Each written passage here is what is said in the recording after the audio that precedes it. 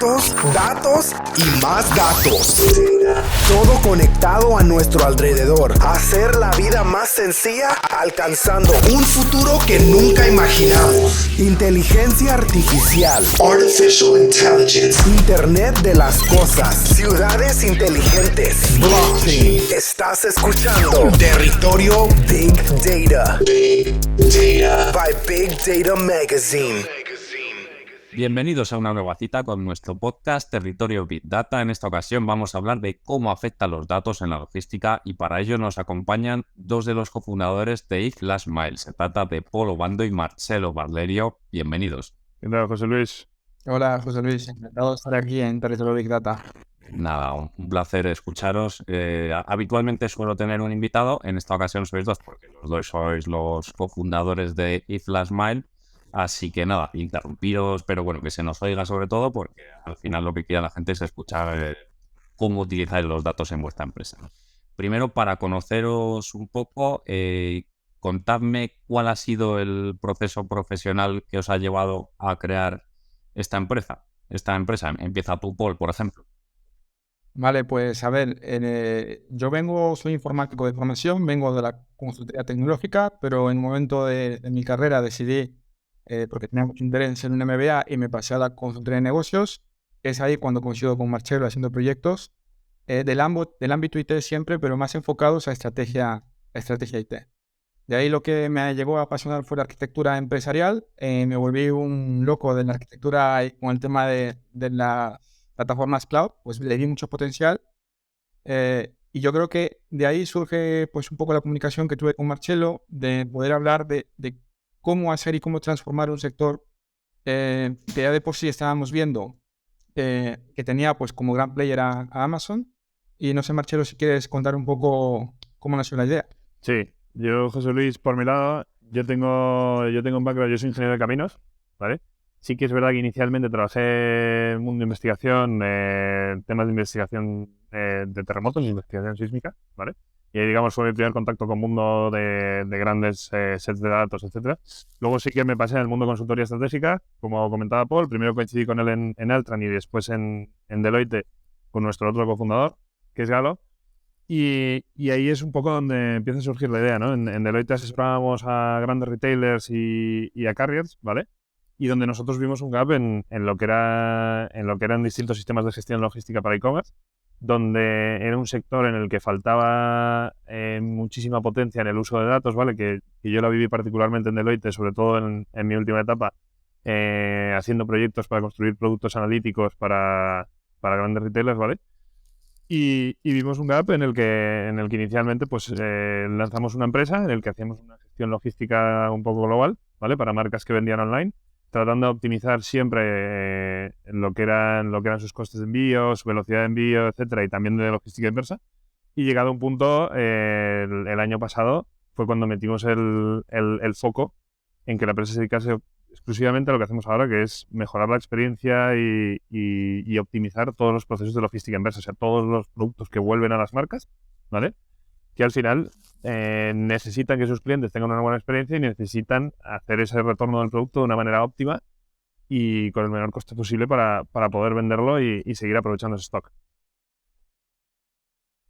Ya me habéis contado más o menos lo que hace vuestra empresa, no sé si queréis profundizar un poco más, pero sobre todo, ¿con qué datos trabajáis? Pues vea, Paul, ¿quieres el tuyo? Dale. Especialmente, o sea, nosotros partimos en este caso de los datos de lo que son el pedido original, ¿no? O sea, para que se pueda hacer la devolución tiene que haber existido, digamos, un envío inicial. Entonces, básicamente los principales datos que trabajamos son información acerca del pedido, ¿vale? La dirección en la cual vamos a proceder a hacer la recogida, la razón por la cual el cliente quiere devolver ese artículo, ¿vale? Y luego cómo quiere entregarlo.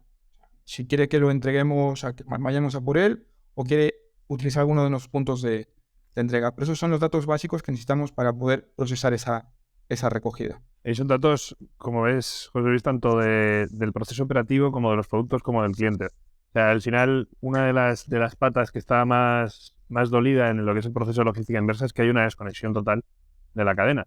Entonces nuestro software lo que te ayuda es a conectar tanto el primer input de datos, que es el cliente y lo que quiere hacer. Oye, yo soy José Luis y quiero devolver un polo azul de la talla tal, por X razón, con todo lo que es el proceso logístico. ¿Quién tiene que llevar ese producto hasta el almacén? Luego, una vez está en el almacén, todo lo que se hace sobre ese producto, revisiones, etcétera, de si está bien, se puede vender, no se puede vender, y luego cómo se clasifica en distintos canales de venta, lo que hace que nosotros tengamos una visibilidad del ciclo de vida de esos productos y que ayudemos a optimizarlo, ¿no? O sea, al final es un montón de información que hoy en día está suelta en Excel, en literalmente en papeles, o ni siquiera se considera, ¿no? Y que uniéndola toda, pues puedes conseguir esa optimización al final de, oye, ¿qué producto tiene que llevar qué camino? Y ya me habéis contado que habéis tenido experiencia sobre todo en otras consultoras y empresas. ¿Qué diferencia veis entre el manejo de datos en otros sectores con los que hayáis podido trabajar y el que os ocupa actualmente? ¿O son más parecidos de lo que parecen? Yo veo mucha diferencia. O sea, en mi experiencia previa a nivel de consultoría, digamos, lo tradicional que encuentras en una empresa siempre es lo que es el inteligencia de negocios, ¿no? Es donde más poco se ha puesto, donde ahí el Data Warehouse era la pieza central, donde básicamente era análisis descriptivo, ¿no? Saber un poco cómo es la realidad de la empresa y en función a esa realidad, de tomar decisiones o la mejor decisión. Lo que sí vemos cuando en este caso decidimos plantar la empresa, nosotros tenemos el dato desde el inicio, ¿no? Y como decía Marcelo, o sea, nosotros necesitamos datos para poder operar, pero también nosotros lo que intentamos es usar esos datos también para decidir qué tanto fit tiene nuestro producto en el mercado. O sea, al final nosotros generamos datos producto de la operativa, tenemos que medir esos datos y a través de esos datos que vamos midiendo vamos mejorando el producto y vamos viendo realmente lo que aporta valor al cliente. ¿Y cómo ha evolucionado la concienciación en las empresas en los últimos años respecto a la necesidad de hacer un uso eficiente de esos datos que se generan, principalmente en vuestro sector? Porque hemos pasado por diferentes fases de despreciarlos, acumularlos como si fueran a usarse para algo y igual no tienen calidad y no sirven. ¿Cómo habéis visto esa evolución? Pues mira, yo lo que veo es que en el mundo de logística, dentro de que es un sector en el que se generan gran cantidad de datos, ¿vale? En los procesos de transporte, de almacenaje, etcétera, al final también para explotarlo, o sea, tiene que haber una necesidad clara y ese dato tiene que estar digitalizado y explotable, ¿no? Entonces, en este sector en particular, el principal foco que se ha explotado y lo vemos con compañías tipo DHL o aquí en España, por ejemplo, carriers más innovadores tipo PAC, etcétera, es explotar ese dato en lo que viene a ser el proceso de transporte, ¿vale? O sea, es decir, oye, ¿cómo optimizo rutas? ¿Cómo intento generar mayores densidades por cada camino? Amazon también hace mucho eso.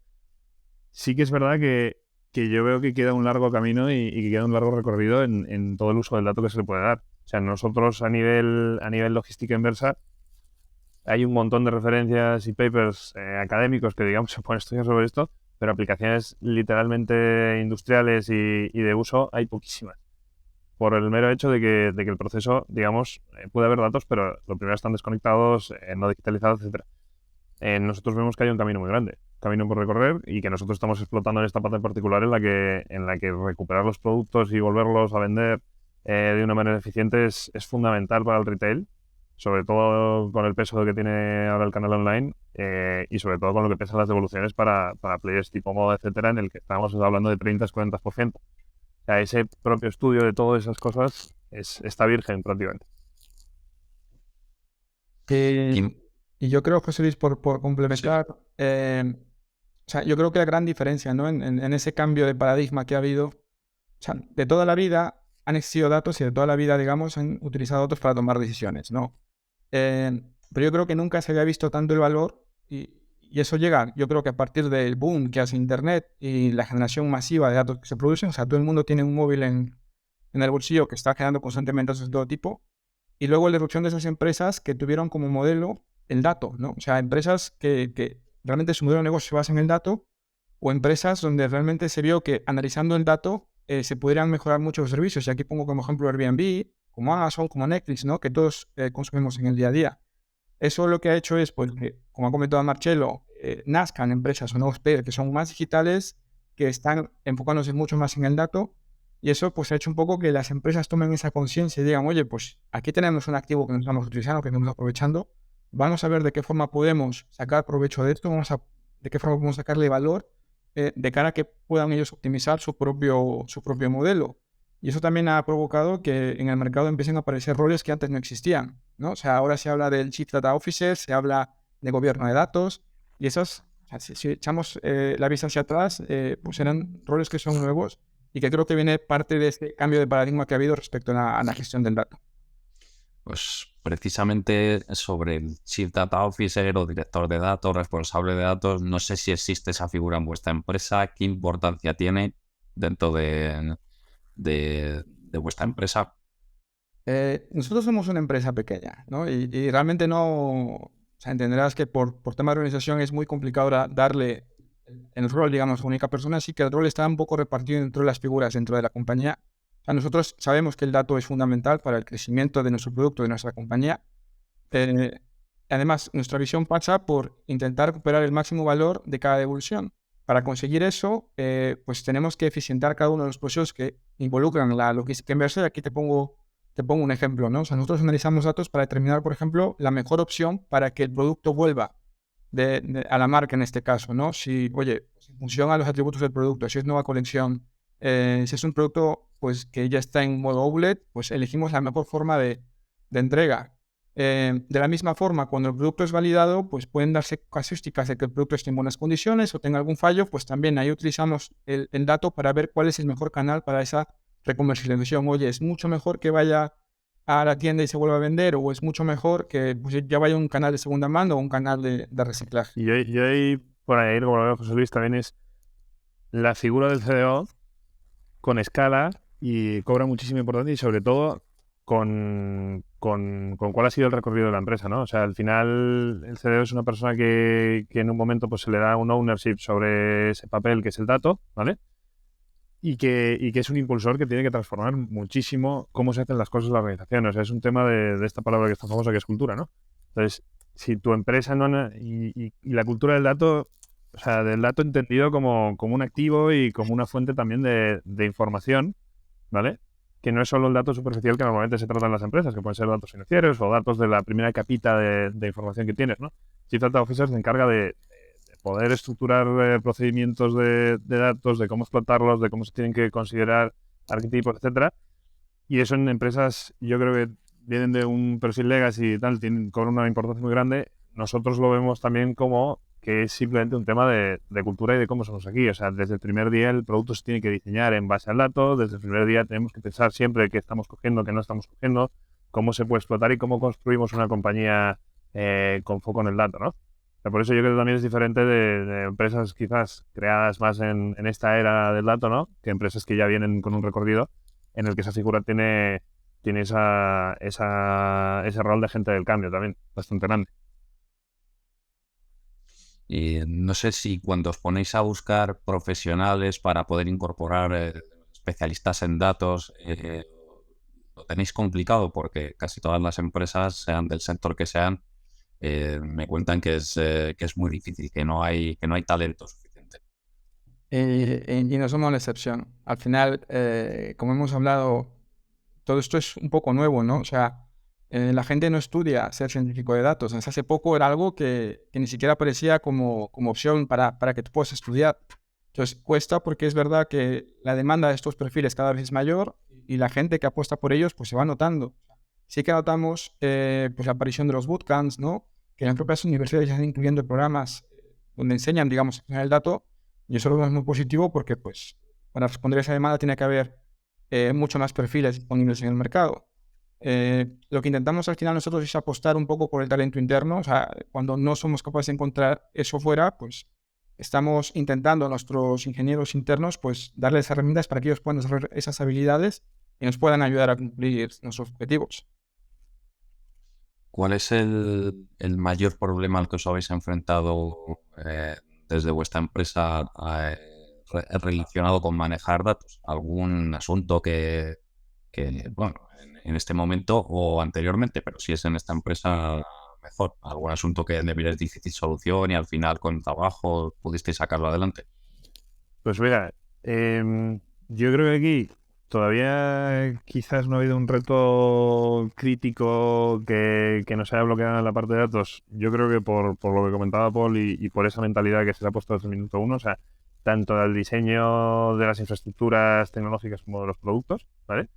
Sí que quizás el mayor reto nos viene ahora, que es según vayamos creciendo, ¿no? Y según vayamos incorporando perfiles, para poder trasladar verdaderamente esa visión y esa cultura del dato a todo el mundo, ¿vale? Que digamos, usar datos o poder mandar una query a una base de datos, bajarte X información y poder tratarla no es una cosa que hace tecnología, o sea, eso lo puede hacer todo el mundo, lo puede hacer cualquiera y tiene que ser parte de nuestro día a día, ¿no?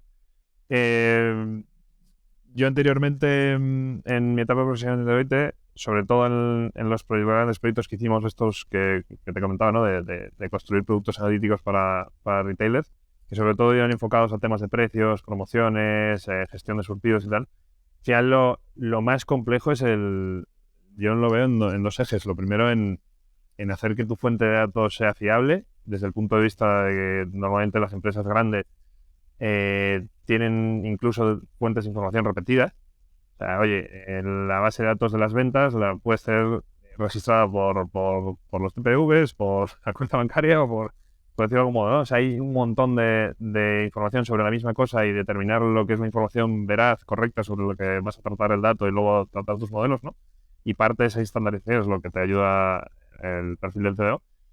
Y luego una vez tienes eso, para mí uno de los grandes errores en los que se cae y que no se debe, y que se debe tratar bien es intentar hacer algo demasiado complejo al inicio con tus datos.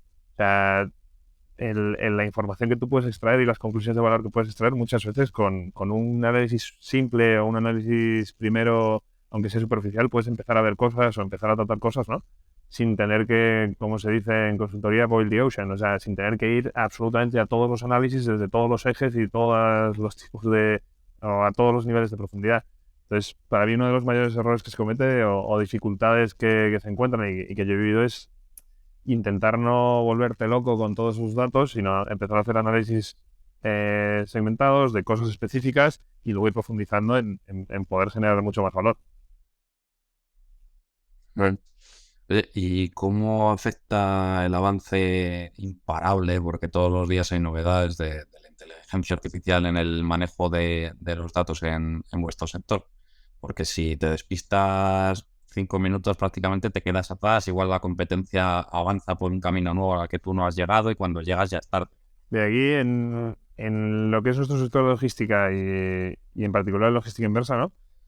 Yo te diría que estamos en esa situación que comentábamos antes. O sea, hay todavía un gran camino por recorrer hasta que las compañías, yo creo, estén realmente preparadas. Nosotros, en el panorama de logística inversa, trabajamos bastante en que el futuro de nuestros modelos y de nuestras optimizaciones pues puedan estar ayudados por inteligencia artificial, puesto que la gran cantidad de datos que tenemos y cruzamos, como comentaba Paul antes, al final de cliente, de lo que es la operativa y luego de lo que son los productos, pues puede producir un valor muy grande. O sea, nosotros sobre todo entendido a segmentar el camino de productos, a que se invierta el menor coste de esos productos y a que luego los procesos operativos dentro del almacén, a nivel revisión, etcétera, pues estén ayudados por inteligencia artificial para saltarte procesos o hacerlos más rápido, ¿no? Al final es a lo que la inteligencia artificial te puede ayudar incluso sin automatización, ¿no? En procesos clave. A no hacerlos, puesto que puedes tener un buen entendimiento de cuál va a ser el output sin empezar ni siquiera. Yo estoy convencido de que al final puedes aplicar técnicas de inteligencia artificial en general a cualquier tipo de problema. Yo creo que lo más complicado es determinar qué problemas que quieres resolver. Y luego, una vez que lo tengas claro, es, oye, ¿y qué datos necesito, no, para aplicar una solución de gestión del dato para resolver ese problema? Y estamos justamente en ese proceso, ¿no? O sea, cuando enfocamos logística inversa, estamos analizando en qué partes de esa gestión que hacemos, tanto la recogida, el transporte, la recepción y validación, lo que intentamos es justamente determinar qué problema puede hacernos hacerlo mejor o cuál es el problema, digamos, en cuanto a fallo que estamos cometiendo, ¿vale? Y es donde aplicamos estas técnicas para poder pues, generar más eficiencia internamente. Y una de las preguntas habituales que hago a todas las personas que pasan por territorio Big Data es referente al gobierno del dato y cómo lo afronta un CDO. ¿Vosotros creéis que el gobierno del dato debe ser una dictadura o una democracia? Yo tengo una, o sea, voy a ser como gallego, ¿no? Depende un poco. Yo creo que depende un poco de cuán madura esté la empresa en cuanto a gestión al dato. Si partimos de un escenario donde digamos, no hay mucha cultura del dato, yo creo que al inicio el CEO tiene que ser una figura más dictatorial, ¿no? Un poco para imponer esa cultura, para empezar a formar equipos, empezar a formar la conciencia, ¿no? En la compañía de lo importante que es el dato y empezar a formar su equipo, ¿no? Que el equipo no es solo formado por... En general, cuando hablamos de el dato, lo conforma toda la compañía. Yo creo que una vez que supera ese hito, ya puede, digamos, ser la transición, ¿no? A un enfoque más democrático. Y una vez que ya tiene un modelo plasmado dentro a nivel organizativo, pues ya empezar a delegar esas funciones y que sea el propio negocio el que determine, ¿no? Dónde está el valor del dato, pero yo creo que al inicio tiene que ser un poco dictatorial. Sam, no Yo, te escapes. no. Ni lo he respondido porque convuelvo precisamente con lo que dice Paul. O sea, es... Aunque la palabra dictatorial es un poco rara, pero es que en el inicio tú como catalizador de ese cambio, sobre todo si vienes de una compañía o si la compañía viene de ser una compañía legacy a transformarse o simplemente como nosotros, una startup, o sea, hay ciertas reglas del juego que se tienen que disponer. Y esas reglas del juego tienen que venir de un approach, yo creo, de top-down, sin ninguna duda, puesto que, puesto que los problemas o las diferentes maneras de gestionar ese dato, tratarlo, fuentes de información, etcétera, son problemas que se pueden magnificar mucho. O sea, estamos hablando de toma de decisiones y de conclusiones y que si se hacen con distintos approaches o sobre cosas que no están bien definidas esas reglas de juego, pues pueden tener impacto relevante. O sea, yo creo que 100% tiene que seguir un approach dictatorial inicialmente.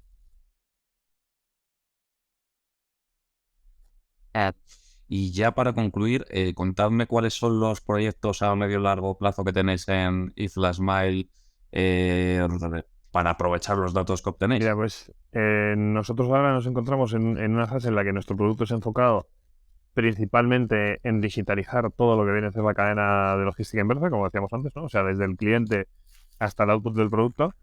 Y ahora sí que vamos entrando en esa fase de empezar con todos esos datos a usarlos de manera más profunda, ¿no? Ya los usamos para nuestro producto y para nuestros clientes, pero usarlos de manera más profunda. Entonces, sí que vemos en el corto y mediano plazo que vamos a empezar a desarrollar esas capacidades de tanto de gestión como de explotación del dato a través de perfiles internos y externos, como decía Paul, y sobre todo van a ser optimizaciones y eso de ese dato para lo que es la mejora de la experiencia del cliente. O sea, la evolución es un proceso que duele muchísimo, en el que si un cliente tiene una mala experiencia, hay un dato por ahí que dice que es el 78% no volverían a comprar en una marca, ¿vale?